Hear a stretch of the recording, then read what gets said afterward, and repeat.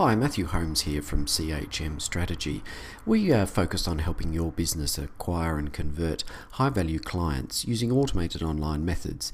Now, to that end, a lot of the time that I spend with people is talking about improving the conversions on their landing pages. So whether that be people that you're driving to a page from a traditional print advert, or whether it be, say, a PPC campaign or just general organic search, there's certain things that you can do that's going to make a landing page much better in terms of the conversion, and to make it much better for your visitors so that they get more benefit out of it as well. Now, this excellent diagram here was put together by a gentleman by the name of Neil Patel, and it really outlines the essential things that you need to be looking at when you're building your landing pages. So this gives you a little bit of an overview here, and really what we've got here is we've got things about your headline, images, bullet points, calls to action, things like being responsive, minimal links. You also want to be looking at things such as, further body copy, testimonials, and sort of trust verification elements and so on. So just going to talk a little bit about each of these in turn. Now, your headline is probably the most important thing on the page, because when somebody comes to your page, you've only got about half a second to 3 seconds to actually convert them into some sort of customer, or even to somebody that's actually going to engage with your site further, because about 80% of people will read the headline, whereas only about 20% of people will actually read the body copy. So your headline needs to be concise and clear. It needs to be benefit orientated, in that it explains to your customer exactly what your product or service is going to do for them, and how that's going to improve their lives or their business or whatever. Then you can have a little bit of a subheading which can sort of flesh that concept out a little bit.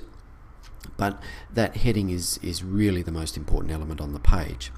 The next thing you really need is some sort of image or video on the site. Now, a picture is obviously worth 1,000 words. We've all heard that before, but it is very true, because it can convey sort of an emotional content about the product and the service that words of alone can't. And sometimes even better than that is some sort of video in which you're explaining what the product does or whatever. Really, one thing you have to do with landing pages is you need to split test to see whether or not one thing works better than the other. And so testing a video versus an image may well sort of work out whether it's better for your customer base to have videos or images. The next thing you should do is you really should break down the benefits of the solution into specific points. So people, when they come to websites, they really don't like reading heavy body copy.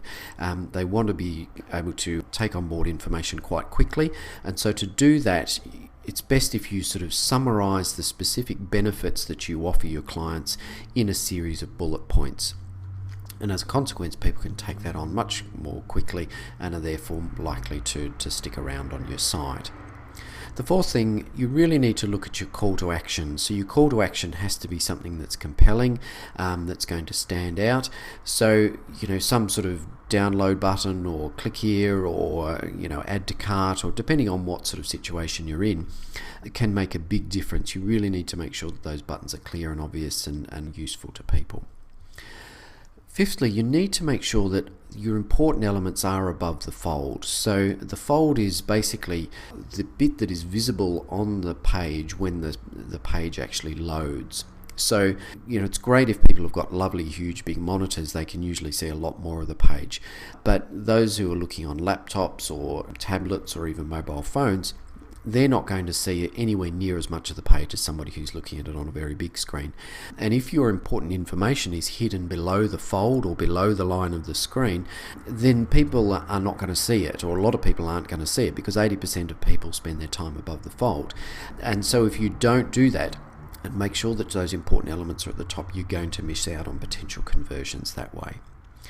Number 6, you really need to sort of be reducing the navigational links and the options available to somebody when you're bringing them to a landing page.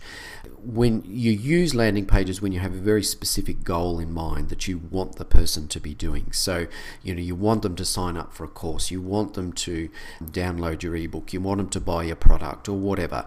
And giving them too many menu options gives them the opportunity to actually leave the page and get diluted amongst the rest of your site. And that's really not what you want. So you want to, you don't want to box people into a page, but you do need to sort of try and minimize it if possible. You then need to sort of go into a bit more detail about your product and service. So this is stuff that ends up being a bit further down the page, the stuff that people who have sort of got through the headlines, they've got through the bullet points, they've looked at the image and they're thinking, okay, this is something I'm interested in, but I want a little bit more information before I actually sign up.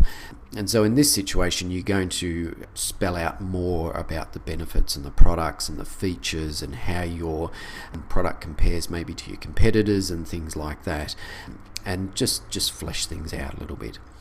And then the second last thing you really want to look at is you want to try and include some testimonials if possible. You want to try and have the full name, the job title and the company that they're from, particularly if we're talking about a business related website, and a picture is ideal because that really adds that extra layer of trust. You can sort of point out that it is actually a real person. And your testimonial should be ideally sprinkled in amongst the rest of your content so that you're actually reinforcing things as people are going along.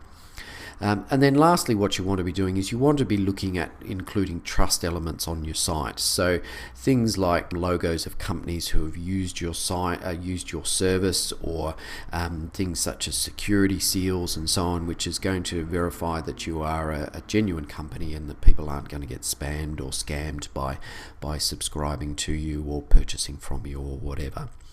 So if you'd like to learn more about conversion optimization and how you can use it to improve your business, visit our website at chmstrategy.com.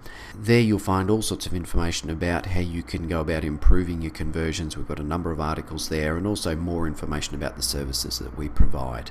So that web address again, chmstrategy.com.